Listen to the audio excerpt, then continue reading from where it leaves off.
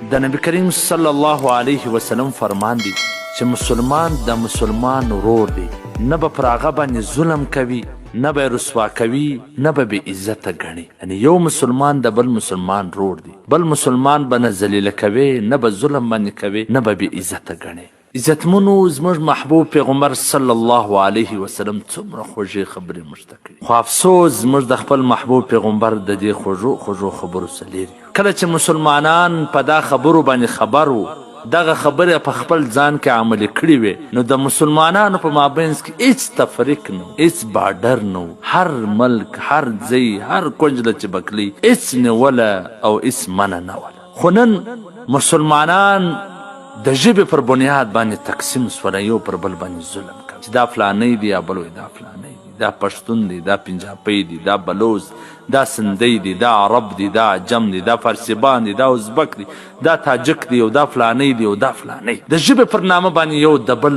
د وینې د څښلو تږي جوړ سوي دي. د ملک پر بنیاد باندې یو د بل دشمنان جوړ سوي دي. دا پاکستانی دی، دا افغانی دی، دا د یو ملک دی، دا د بل ملک دی. د شارو پر بنیاد باندې یو د بل دشمنان جوړ سوي، د کاروبارو پر بنیاد باندې یو د بل دشمنان جوړ سوي، دا فلاني کاروالا دی، دا فلاني کاروالا. د فرقو په بنیاد باندې یو د بل دشمنان جوړ سوي. یعنی داسې یو شی نسته چې موږ د په هغه کې د دشمنۍ تخم نه وي کرلی. کافران ټوله یې سره یو موټی دي، که عیسایان دي، که یهودیان دي، که هندوان دي، که څه نور دي، ټول سره یو موټی دي. لیکن مسلمان په زرګونو شانو باندې سره تقسیم دي. مسلمان یو د بل په عزت اخیستلو پسې دی، یو د بل په ذلیل کېدو باندې پسې دی، یو بل بې عزته سره ګڼي. څومره د افسوس خبره. کم څوک چې د مسلمانانو په مابینځ کې د ملک په نامه باندې جلاوالی راولي، یا د ژبې په نامه باندې جلاوالی راولي، یا د شار په نامه باندې جلاوالی راولي، یا د کاروبار او د تجارت په نامه باندې لرېوالی راولي، دا ټوله به د قیامت په ورځ د الله جل جلاله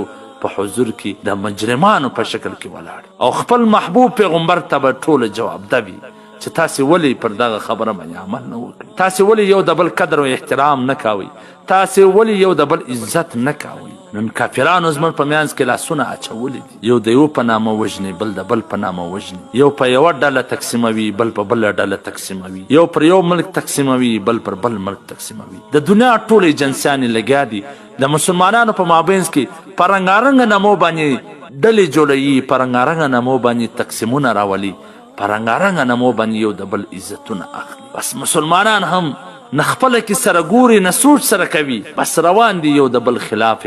میډیا ګرم کړی دی، یو د بل خلاف خولې ایله کړي دي، یو د بل خلاف سره اخته دي چې څنګه یو یې وتبیزي چې ور ورسي، یو بل ته بيزي. زموږ پر حال باندې ژړا روان، زموږ پر حال باندې پرځای د اوښکو چې وینې تویې کړو لا هم